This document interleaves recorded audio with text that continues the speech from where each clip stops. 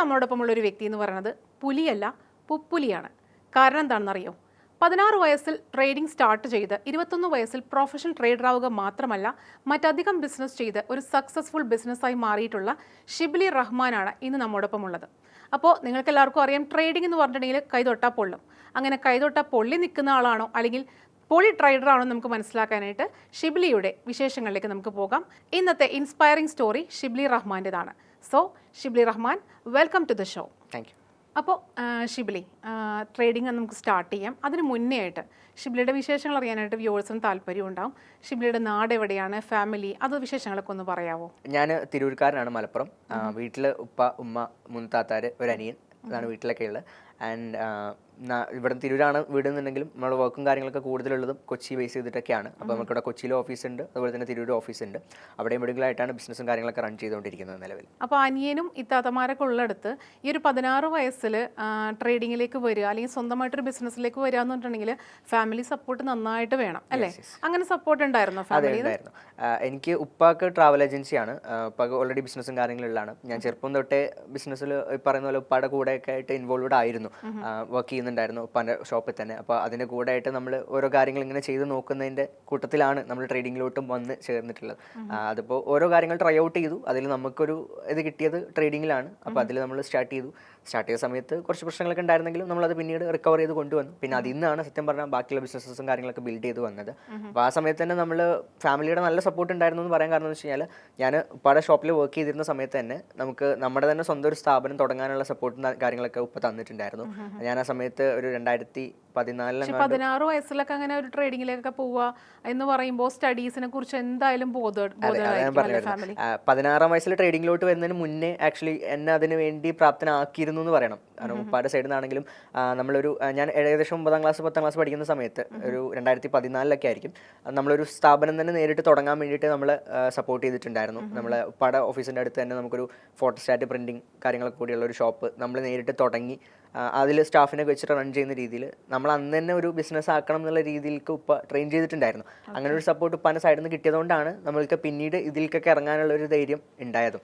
അപ്പോൾ 16ാം വയസ്സിലേക്ക് ട്രേഡിങ്ങിലോട്ട് വരുന്നതിന് മുന്നേ നമ്മൾ ആക്ച്വലി ഇതിനെക്കുറിച്ചൊക്കെ പഠിക്കുന്നുണ്ട്, മനസ്സിലാക്കുന്നുണ്ട്, അവിടെ നിന്ന് ഇവിടുന്നൊക്കെ കേട്ട് അറിയുന്നുണ്ട്. പിന്നെ നമുക്കിത് എന്തുകൊണ്ട് ചെയ്ത് നോക്കിക്കൂടാ എന്നുള്ളൊരു ഇതിലാണ് 16ാമത്തെ വയസ്സിൽ ഇത് സ്റ്റാർട്ട് ചെയ്യുന്നത്.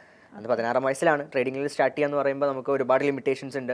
ഈ പറഞ്ഞ പോലെ 18 വയസ്സാവണം, ബാങ്ക് അക്കൗണ്ട് വേണം, കാര്യങ്ങൾ, അങ്ങനത്തെ ഒരുപാട് കാര്യങ്ങളുണ്ട്. അപ്പോൾ അന്നാണെങ്കിലും ഉപ്പാടെ ബാങ്ക് അക്കൗണ്ടും കാര്യങ്ങളൊക്കെ യൂസ് ചെയ്തിട്ടാണ് നമ്മൾ ചെയ്തിട്ടുണ്ടായിരുന്നത്.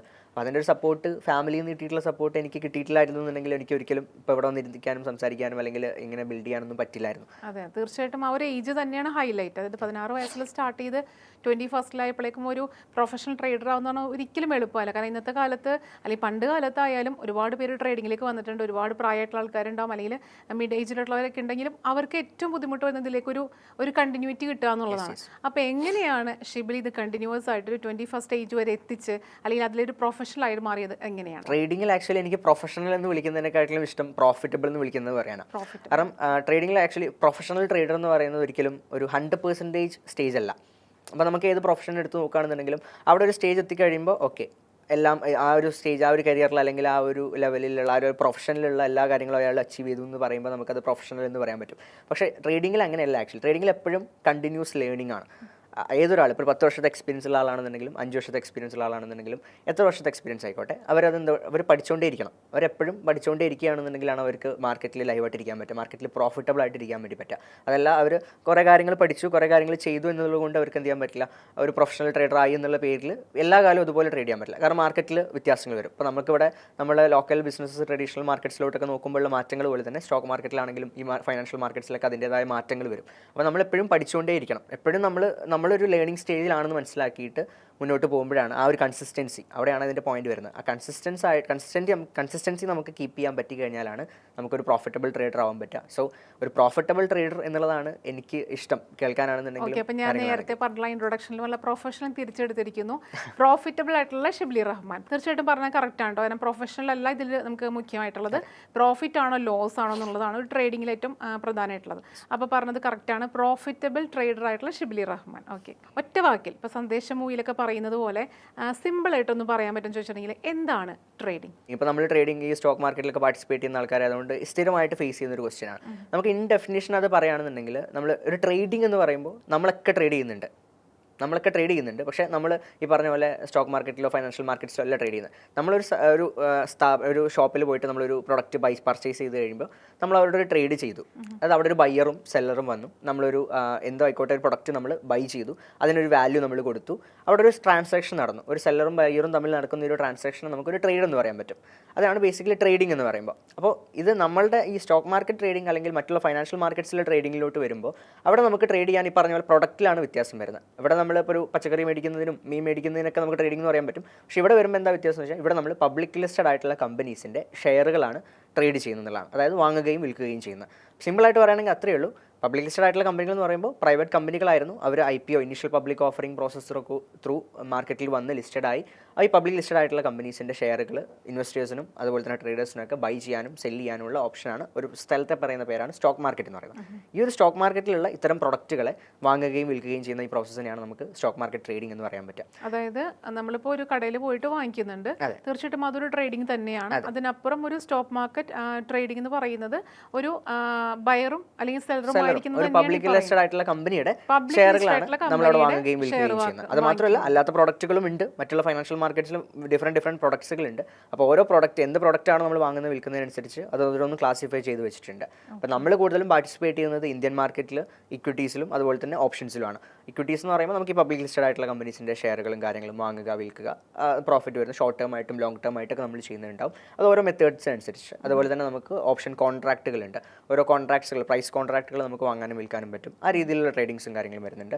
അപ്പോൾ ഓരോ മെത്തേഡാണ് നമ്മൾ ഏത് മെത്തേഡാണ് നമ്മൾ കൂടുതൽ നമുക്ക് പ്രോഫിറ്റബിൾ ആവുന്നത് അല്ലെങ്കിൽ നമുക്ക് കൂടുതൽ പ്രോഫിറ്റ്സ് ഉണ്ടാക്കാൻ പറ്റുന്നത്, റിസൾട്ട്സ് ഉണ്ടാക്കാൻ പറ്റുന്നത്, ആ മെത്തേഡിൽ നമ്മൾ കൂടുതൽ ഫോക്കസ് ചെയ്യുക എന്നുള്ളതാണ് നമ്മുടെ സൈഡിൽ നമ്മൾ ചെയ്യേണ്ടത്.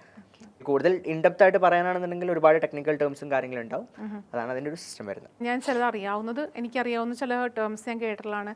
ഡിമാറ്റ് അക്കൗണ്ട്, പിന്നെ ഫോറെക്സ്, അങ്ങനെയുള്ള ചില ടേംസ് നമ്മൾ കേട്ടിട്ടുണ്ട്. അപ്പോൾ ആ ടേംസിനെ കുറിച്ച് തീർച്ചയായിട്ടും ഒരു കടൽ പോലത്തെ ഒരു സംഭവമാണ് ട്രേഡിംഗ് എന്ന് പറയുന്നത്. എങ്കിലും ഒരു കാര്യത്തിനെ കുറിച്ച് അറിയുന്ന ABCD എന്തായാലും ഉണ്ടാവുമല്ലോ.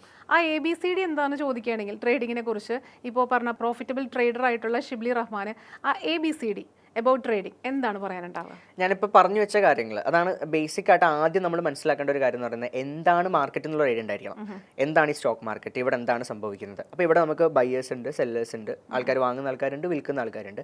എന്താണ് ഇവരൊക്കെ വാങ്ങുന്നത് വിൽക്കുന്ന എന്നുള്ള പ്രൊഡക്റ്റുകൾ. ഇപ്പോൾ പ്രൊഡക്റ്റ് എന്താണ് ഈ പബ്ലിക് ലിസ്റ്റഡ് ആയിട്ടുള്ള കമ്പനീസിൻ്റെ ഷെയറുകൾ കാര്യങ്ങൾ, അതുപോലെ തന്നെ പ്രൈസ് കോൺട്രാക്റ്റുകൾ, കമ്മോഡിറ്റി പ്രൊഡക്റ്റുകൾ, ഇങ്ങനത്തെ പ്രൊഡക്റ്റുകളും കാര്യങ്ങളൊക്കെ ഇവിടെ ഉണ്ട്. ഇത് ആൾക്കാർക്ക് വാങ്ങാനും വിൽക്കാനൊക്കെ പറ്റും. ഇതിനുള്ള ഒരു സ്ഥലമാണ് സ്റ്റോക്ക് മാർക്കറ്റ്. അപ്പോൾ ഇത് വാങ്ങാനും വിൽക്കാനൊക്കെ ഒരു സ്ഥലം വേണം, ഒരു എക്സ്ചേഞ്ച് വേണം. ഒരു എക്സ്ചേഞ്ച് എന്ന് പറയുന്നത് നമുക്കിവിടെ ഇന്ത്യൻ സ്റ്റോക്ക് മാർക്കറ്റിലുള്ള എക്സ്ചേഞ്ചുകൾ, national stock exchange, Bombay stock exchange, അങ്ങനെ ഒട്ടനവധികം എക്സ്ചേഞ്ചുകൾ നമുക്ക് ഇവിടെ ഉണ്ട്. അതിൽ മേജർ ആയിട്ടുള്ള എക്സ്ചേഞ്ചസ് ആണ് BSE and NSE. അതിൻ്റെ ഇൻഡൈസസ് ആണ് നിഫ്റ്റി, സെൻസെക്സ് എന്നൊക്കെ നിങ്ങൾ കേട്ടിട്ടുണ്ടാവുന്ന ടേംസ്. അതിൽ പിന്നെ അങ്ങോട്ട് വരികയാണെന്നുണ്ടെങ്കിൽ ഇപ്പോൾ ഒരു കാര്യം പറഞ്ഞു വെച്ചാൽ ഡിമാറ്റ് അക്കൗണ്ട് ചോദിച്ച കാര്യം എന്ന് പറഞ്ഞാൽ ഡിമാറ്റ് അക്കൗണ്ട്. ട്രേഡിംഗ് എന്ന് പറയുമ്പോൾ ഫസ്റ്റ് കേൾക്കുന്നത് ഡിമാറ്റ് അക്കൗണ്ട്. അതിന്റെ കാരണം എന്ന് പറയുന്നത് ഇപ്പോൾ നമുക്കൊക്കെ ബാങ്ക് അക്കൗണ്ടുകൾ ഉണ്ട്. നമുക്ക് ബാങ്കിൽ ക്യാഷ് ട്രാൻസാക്ഷൻസ് കാര്യങ്ങളൊക്കെ ചെയ്യണമെന്നുണ്ടെങ്കിൽ നമുക്ക് ബാങ്ക് അക്കൗണ്ട് വേണം. അതുപോലെ തന്നെ നമുക്ക് ഷെയർസിൽ അതുപോലെ തന്നെ സ്റ്റോക്ക് മാർക്കറ്റിൽ നമുക്ക് പാർട്ടിസിപ്പേറ്റ് ചെയ്യണമെന്നുണ്ടെങ്കിൽ ഷെയറുകൾ വാങ്ങാനും വിൽക്കാനും ഒക്കെ നമുക്ക് ഒരു ഡിമാറ്റ് അക്കൗണ്ട് വേണം. അതാണ് ഡിമാറ്റ് അക്കൗണ്ട് എന്ന് പറയുന്നത്. ഈ ഡിമാറ്റ് അക്കൗണ്ട് നമുക്ക് ബ്രോക്കേഴ്സ് ത്രൂ ആണ് എന്ത് ചെയ്യാൻ പറ്റുക, ഓപ്പൺ ചെയ്യാൻ വേണ്ടി പറ്റുക. നമ്മളുടെ ഡിമാറ്റ് അക്കൗണ്ട് സെബി രജിസ്റ്റേർഡ് ആയിട്ടുള്ള ബ്രോക്കേഴ്സിൻ്റെ അണ്ടറിലാണ് നമുക്ക് ഓപ്പൺ ചെയ്യാനും ഓപ്പറേറ്റ് ചെയ്യാനൊക്കെ വേണ്ടിയിട്ട് പറ്റുക. അപ്പോൾ ആ ഡിമാറ്റ് അക്കൗണ്ടിലാണ് നമ്മൾ ഫണ്ട് ആഡ് ചെയ്യുന്നതും നമ്മൾ അതിൽ ക്യാഷ് വെച്ചിട്ട് നമുക്ക് ഷെയർസ് പർച്ചേസ് ചെയ്യാനും ഇൻവെസ്റ്റ് ചെയ്യാനും ട്രേഡ് ചെയ്യാനൊക്കെ പറ്റുന്നതൊക്കെ ഈ ഒരു ഡിമാറ്റ് അക്കൗണ്ട് ത്രൂ ആണ്.